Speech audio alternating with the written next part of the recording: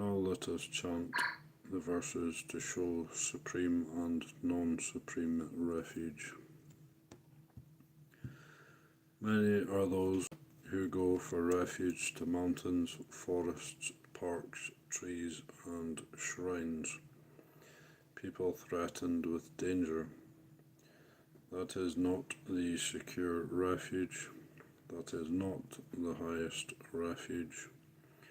That is not the refuge, having gone to which one gains release from all suffering. But a person who, having gone to the Buddha, the Dhamma and the Sangha for refuge, sees the Four Noble Truths with right discernment. Stress, the cause of stress, the transcending of stress, and the Noble Eightfold Path, the way to the stilling of stress. That is the secure refuge, that is the highest refuge, that is the refuge, having gone to which one gains release from all suffering.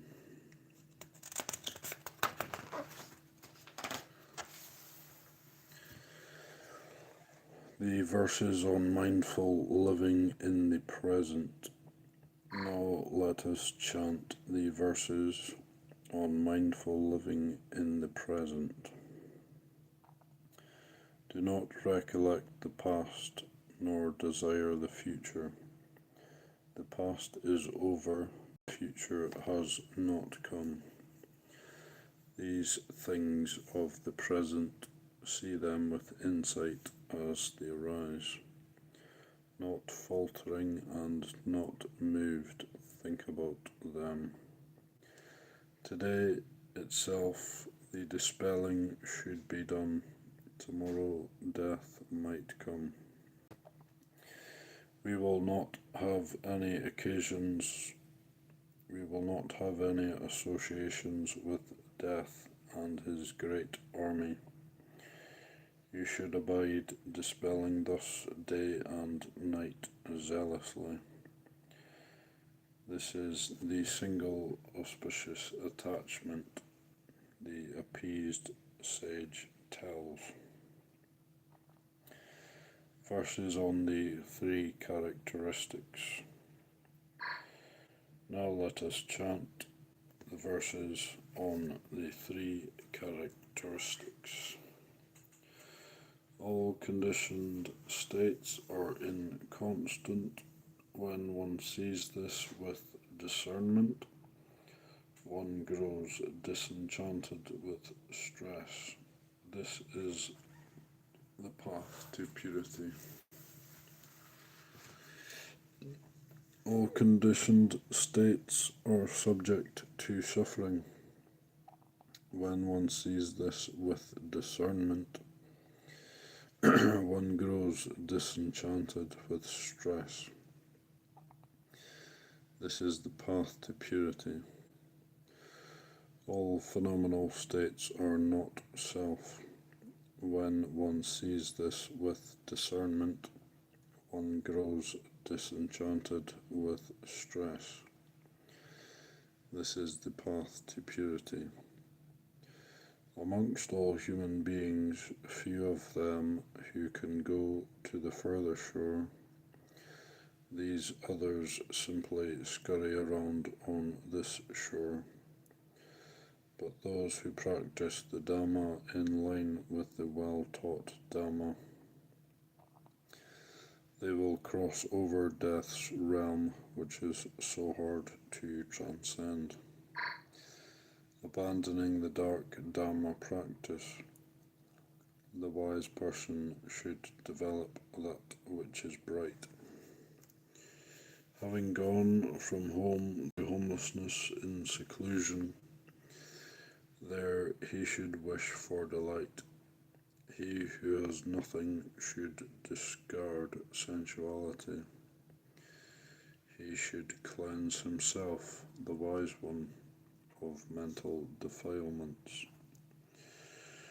Those whose minds are well developed the factors for awakening, who delight in non-clinging, in relinquishing grasping, glorious, free of defilements, they are unbound in the world. The orderliness of the Dhamma. Now let us chant verses on the orderliness of the Dhamma. I have heard that at one time the Blessed One was staying in Savatthi at Jeta's Grove, Anatta Pindika's park. There he addressed the monks. Monks, yes, Lord, the monks responded to him.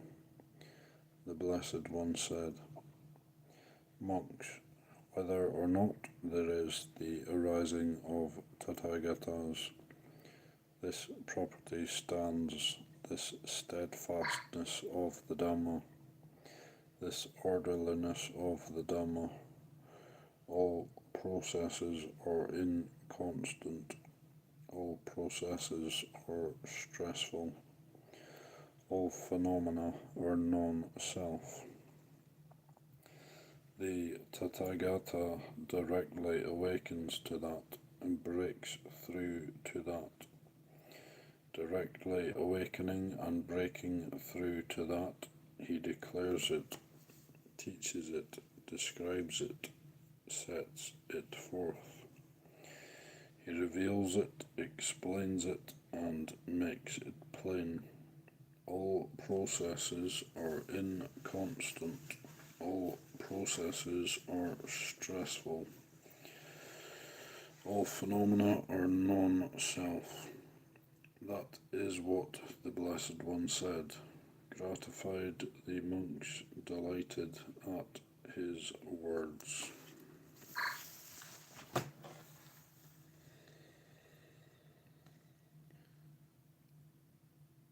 Dhamma Gara Vadi Gata. Now let us chant the verses on veneration to the Dhamma. All the Buddhas of the past, all the Buddhas yet to come, the Buddhas of this current age, dispellers of much sorrow, those having lived or living now, those living in the future, all do revere the true Dhamma, that is the nature of all Buddhas.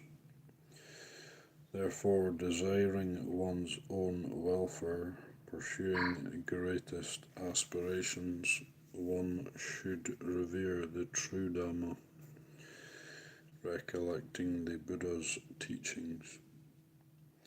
What is true Dhamma and what not will never have the same results. While lack of Dhamma leads to hell realms, true Dhamma takes one on a good course. The Dhamma guards who lives in line with it and leads to happiness when practiced well. This is the blessings of well-practiced Dhamma. The verses of the fundamental teachings. Now let us chant the verses of the Buddha's fundamental teachings. Not to do all evil, to do the good and that which is skillful, to purify one's mind. This is the fundamental teachings of all the Buddhas. Patient forbearance is the foremost austerity. Nibbana extinction is supreme, say the Buddhas. He who injures another is not called a monk. He who molests another is not called a recluse as well. Not to disparage him, to do no harm, to restrain in line with the monastic code, to be moderate in food, to dwell in a secluded abode, commitment to the heightened mind. This is the Buddha's teaching.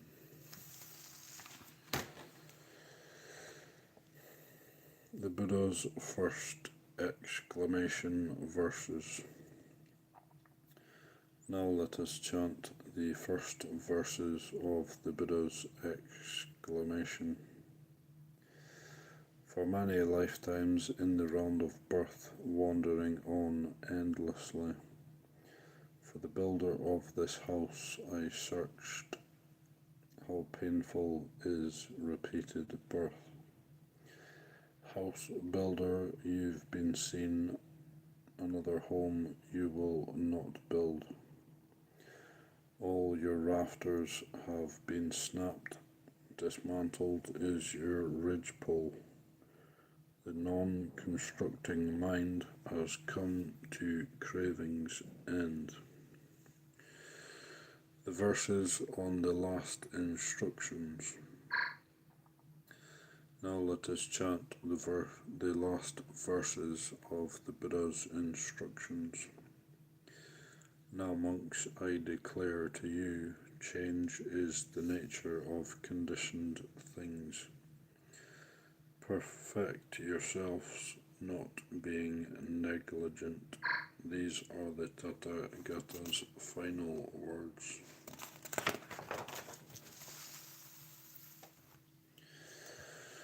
The discourse on the burden. Now let us chant the discourse on the burden. A burden indeed are the 5 aggregates, and the carrier of the burden is the person. Taking up the burden in the world is stressful. Casting off the burden is bliss. Having cast off the heavy burden and not taking on another, pulling up craving along with its root, one is free from hunger, totally unbound. The contemplation of the body. Now let us chant the contemplation of the body. This is indeed my body, from the soles of the feet on up, and down from the crown of the head is a sealed bag of skin, filled with unattractive things.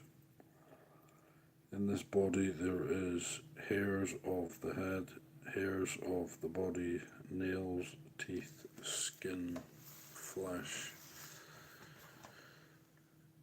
tendons, bones, bone marrow, kidneys, heart, liver, membranes, spleen, lungs, bowels, entrails, undigested food, feces, gall, phlegm, lymph, blood, sweat, fat, tears, oil, saliva, mucus, oil of the joints, urine, brain.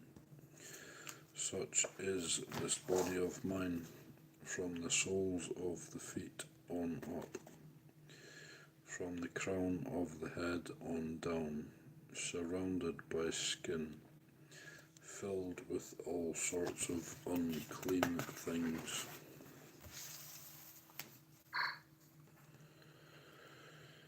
The simile of the mountain. Now let us chant the verses on the simile of the mountain. Like massive boulders, mountains pressing against the sky, moving in from all sides, crushing the 4 directions. So aging and death come rolling over living beings. Noble warriors, Brahmins, merchants, outcasts, and scavengers. They spare nothing, they trample everything. Here elephant troops can hold no ground, nor can chariots or infantry, nor can a battle of wits or wealth win out. So a wise person, seeing on good, steadfast, secures confidence in the Buddha, Dhamma and Sangha. One who practices the Dhamma in thought, word and deed receives praise here on earth, and after death rejoice in heave. The verses on recollection of life. Now let us chant the verses on recollection of life. All conditioned states are inconstant. All conditioned states are subject to suffering. All phenomenal states are not self. Our life is not lasting. Death is lasting. Life is uncertain. Death is certain. Life is impermanent. Death is permanent. Should recollect in this way.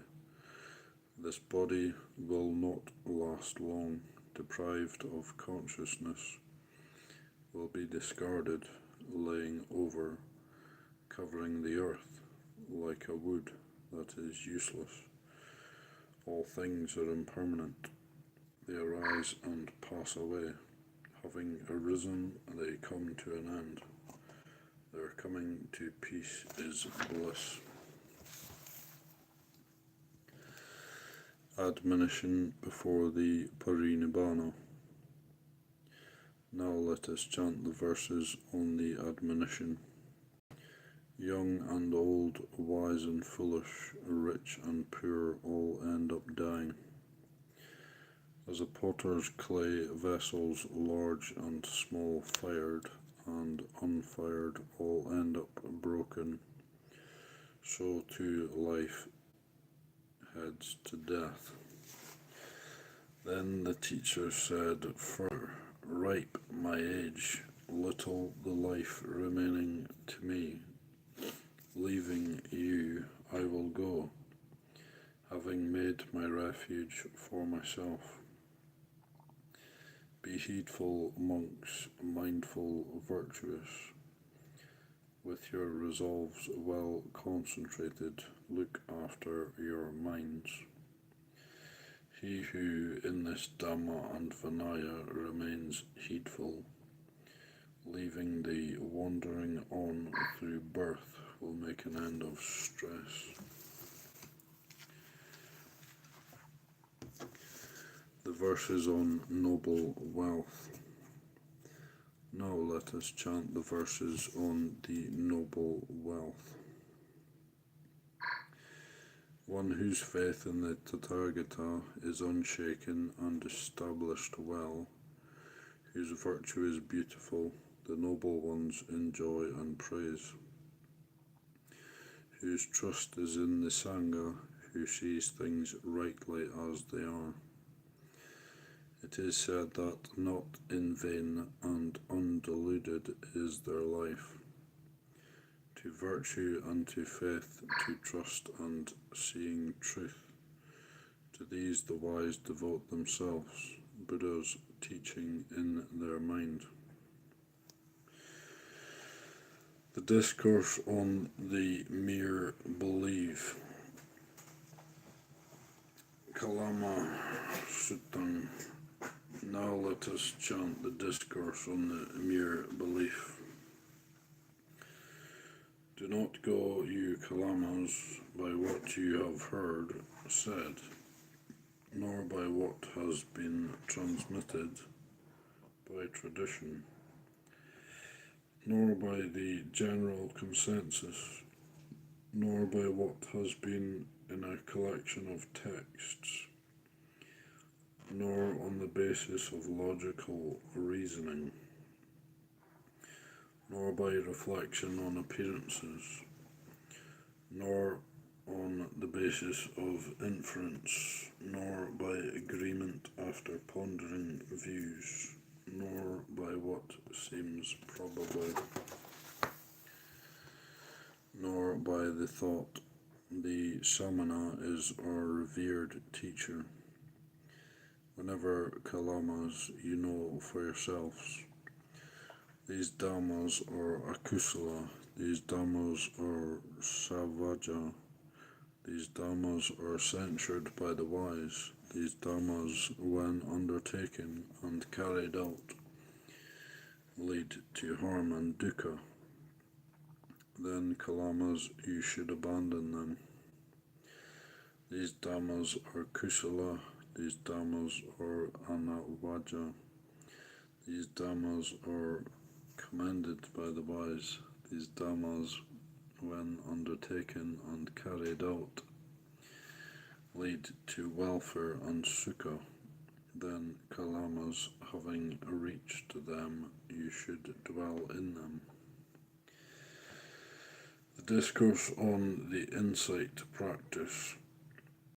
Bahya Sutang. Now let us chant the discourse on the insight practice. Then Bahya. When for you there will be only the seen in reference to the seen, only the heard in reference to the heard, only the sensed in reference to the sensed, only the cognized in reference to the cognized, then Bahya, there is no you in connection with that. When there is no you in connection with that, there is no you there. When there is no you there, you are neither here nor yonder, nor between the two. Just this is the end of stress. The lump of foam, pena pindu panang sita.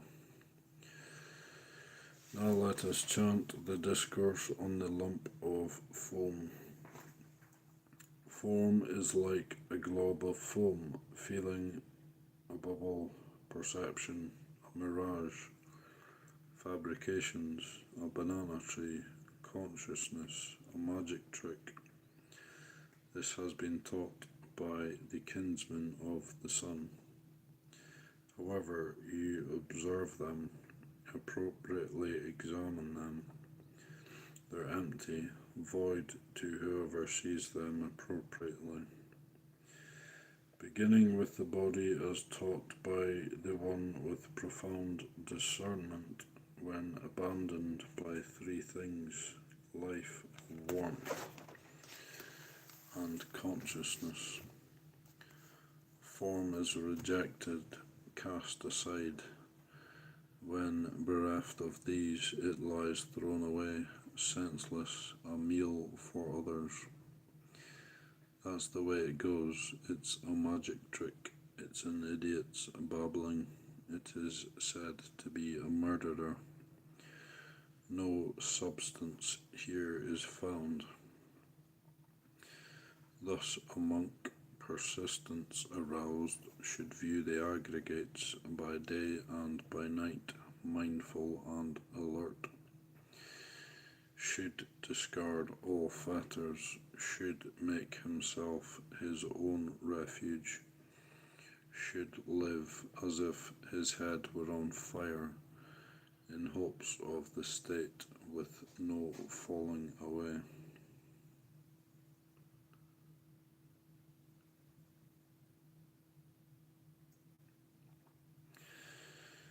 Paticca Samuppada, dependent origination. Now let us chant the discourse on the dependent origination. With ignorance as a condition, there are fabrications. With fabrications as a condition, there is sensory consciousness. With sensory consciousness as a condition, there are name and form. With name and form as a condition, there are the six sense media. With the six sense media as a condition, there is contact. With contact as a condition, there is feeling. With feeling as a condition, there is craving. With craving as a condition, there is clinging. With clinging as a condition, there is becoming. With becoming as a condition, there is birth. With birth as a condition, then aging and death, sorrow, lamentation, pain, distress, and despair come into play. Thus is the origination of this entire mass of suffering and stress. Nirodha Vara. Now from the remainderless fading and stopping of that very ignorance is the stopping of fabrications. From the stopping of fabrications there is the stopping of sensory consciousness. From the stopping of sensory consciousness there is the stopping of name and form. From the stopping of name and form there is the stopping of the six sense media. From the stopping of the six sense media there is the stopping of contact.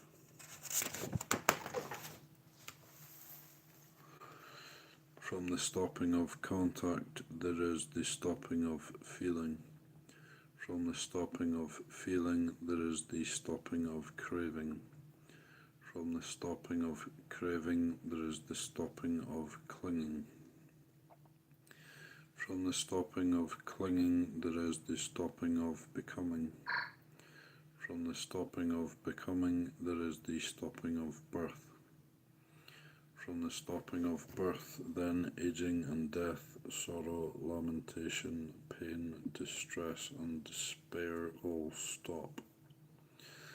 Thus the stopping of this entire mass of suffering and stress. Buddha Udana Gata, the three inspired verses. Now let us chant the three inspired verses.